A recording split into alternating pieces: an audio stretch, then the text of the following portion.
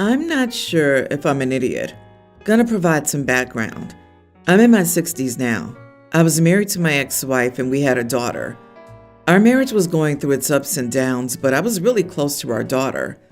But as our marriage was going through its difficulties, I made a huge mistake I still regret to this day. I started having an affair with my coworker. She was in a violent, abusive relationship at home. We became friends at work and things just escalated from there. She got an out from me. She got the support she needed to file for divorce from her husband, who's currently in jail. The affair went nowhere and we called it off shortly after. But I was glad that she got out of her abusive relationship and that she was safe. But when my ex-wife found out about the affair, things expectedly didn't go well. She lashed out and said a lot of horrible things about me to our daughter, who was a teen at the time. I admitted complete fault with the affair, but even after the divorce, I sensed that the distance between my daughter and me was growing until one day, my daughter said she wasn't going to speak with me anymore and she was going to cut me off from her life forever. That was the most painful thing anyone has ever said to me, and I begged her to please reconsider. I still remember that day. But time passed. My daughter kept her word, and after trying to connect with her for the first year, I gave up. I found out from one of my mutual friends that my ex-wife married a great guy. I was happy because I was hoping that would remove the hatred from my ex-wife and that my ex-wife would advise our daughter to at least rekindle a relationship with me. But that never happened. I moved to a different state a year later. I'm at peace now, but I still have some aching sadness. I've retired. Both my parents have passed away, and my brother passed away tragically a couple of years ago. To be honest, I'm waiting for my turn. I have only my dog and my sister left. A couple of hours ago, my daughter called me on my phone. I last spoke to her 17 years ago. I instantly recognized her voice, but I didn't feel anything. No happiness, no sadness, just indifference. She was crying a lot on the call and we caught up on life. She's married and she has a daughter who's now a tween. She apologized for cutting off contact and she says her mom asked her to reconnect with me as her mom felt guilty about how everything played out. She said she wanted me to meet her daughter and her daughter constantly asked about granddaddy, but I wasn't feeling anything. After we caught up on everything in our life, I told her I didn't care about her or her daughter and to never contact me again. And then I hung up. Was I the idiot for telling her that I don't care about her or her daughter and to never contact me again? This is one of the most obvious "you are the idiot" stories I've seen here. Good Lord. You destroyed her childhood and her family by choice. Where there's forgiveness, there is love. Your daughter forgave you enough to call you and apologize and express sadness and devastation over the lost time. You responded callously and hung up on her. I have only my dog and my sister left. You had a chance to have your daughter. I think OP did them a favor in the long run. All these years later, he still has so many nice words for the woman he cheated with, but blamed his daughter for being devastated that he destroyed their family and gave up ever trying to speak to her again after a year and moved out of state. This guy's under the absolute delusion that he was a good father. She's probably better off without him, and so is her daughter. Not to mention that the daughter is completely valid in feeling betrayed in her own right. When men with families cheat, they aren't just harming the wife. He blew up his daughter's entire world and exploded her trust in him. It is true no one falls in love faster than two married coworkers. In this life, we owe nothing to anyone except our children. Pull your head out of your butt and fix it. But you wouldn't get it. He was saving his coworker. As a father of a daughter myself, dude, screw off. You're a darn idiot. And stop acting like the victim here. Your daughter's not a hurt teenager anymore. She has matured, reflected on things in her life, and reached out. It's too bad she was right about you in the first place. Enjoy wallowing in your lonely misery. For context, I, 28 female, attended a family dinner with my mom, dad, and sister 26, yesterday. My sister's due to give birth soon and decided this dinner would be the perfect time to announce the name that she chose for her first child. My sister's always been obsessed with aesthetics. Her whole house is beige and rather depressing, if I'm honest. The nursery she built for the baby is also beige and gray, and she'll not accept colorful gifts for the baby. I can tell her husband hates it, but he won't admit it. Now, here's the issue. I'm very prone to laughing at inappropriate times. I'm autistic and find it harder to filter what I say and my emotions, which can lead me to reacting to things in ways that can offend people. I didn't think this would cause issues until she revealed her baby's name. So we're all done with our dinner. We're looking at my sister as she announces her baby will be named Brooke Lee Willow Rose, insert surname, spelt exactly like that. And then I burst out laughing and said, "You cannot be serious." I am now banned from all family dinners. Is the name really that bad? Was I really a massive idiot? Brooke Lee, Leeigh, Willow, sounds like a law firm specializing in garden landscaping. Poor kid's name will be a spelling nightmare.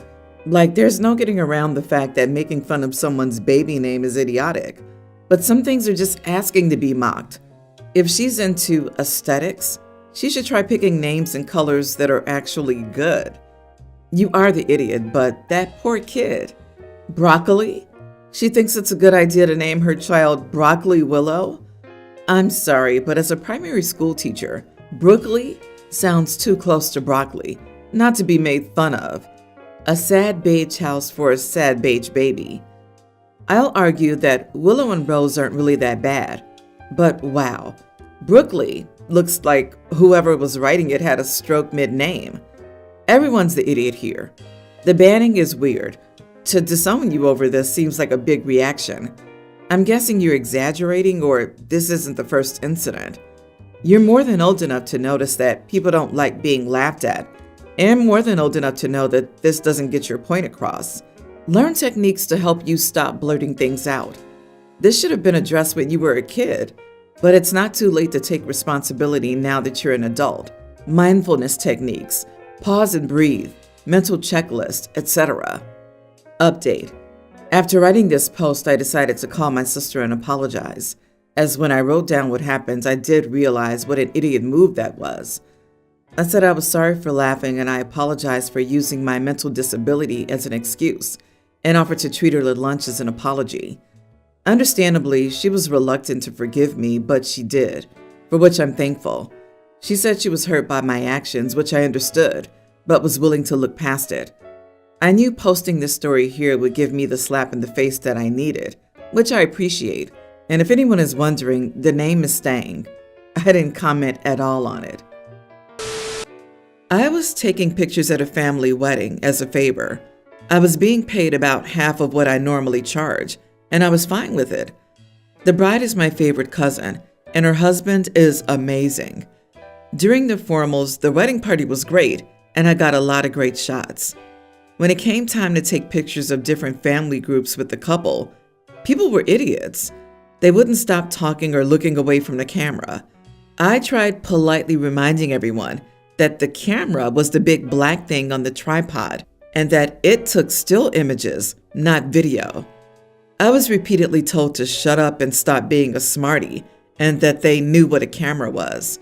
I asked my wife to record a video of the responses for me.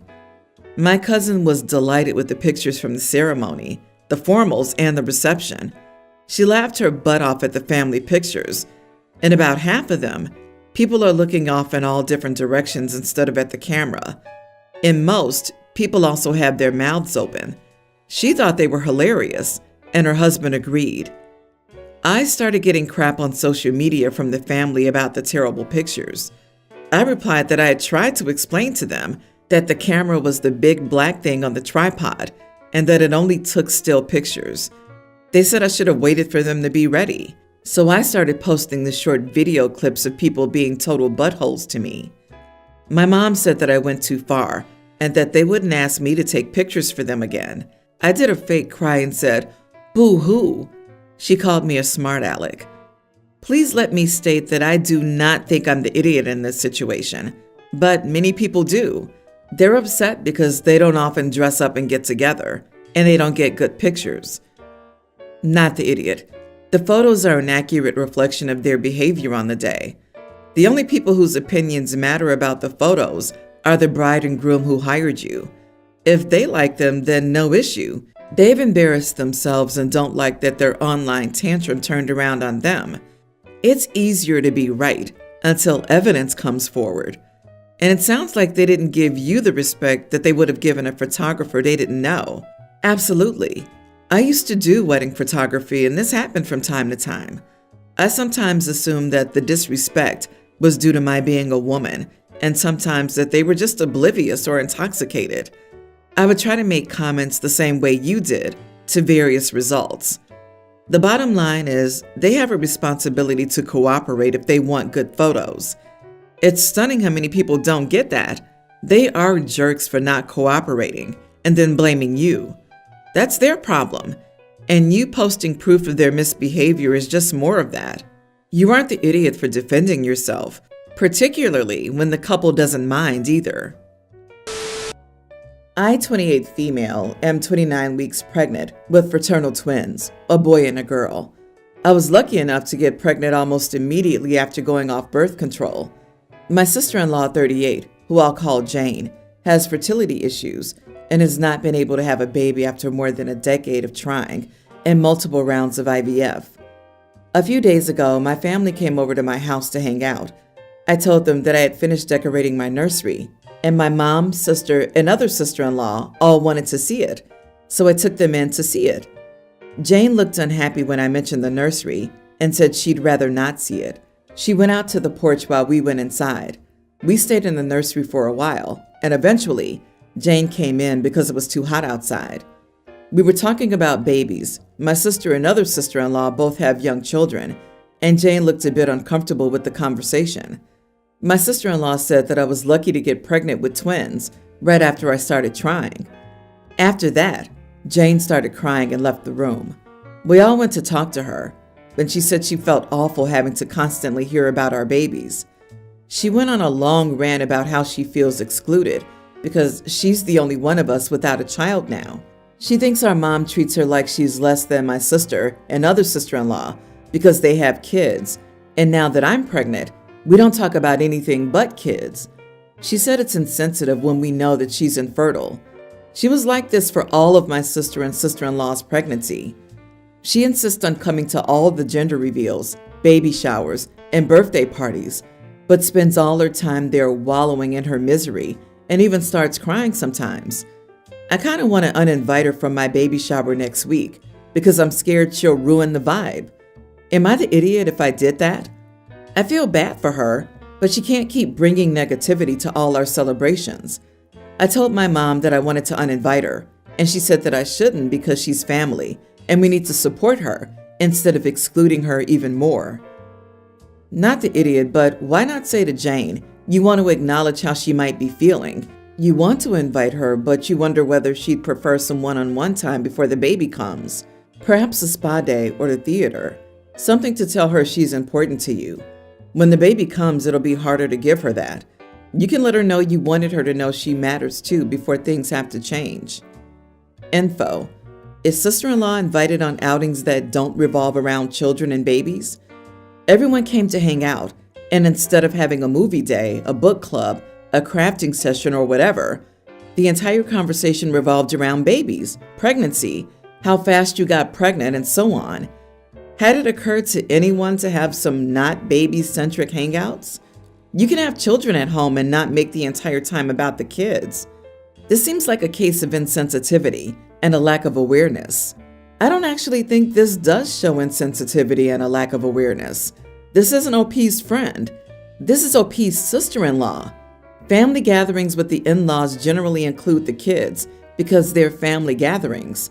My husband's family has never invited me over for a kid-free movie day, book club, or crafting session. I do spend kid-free time, yes, but not with my in-laws. We aren't people who grew close due to common interest. They're the people who are related to my husband. While I do expect to be included in family time, I don't expect them to organize non-family hobby time with me. We don't even share any hobbies.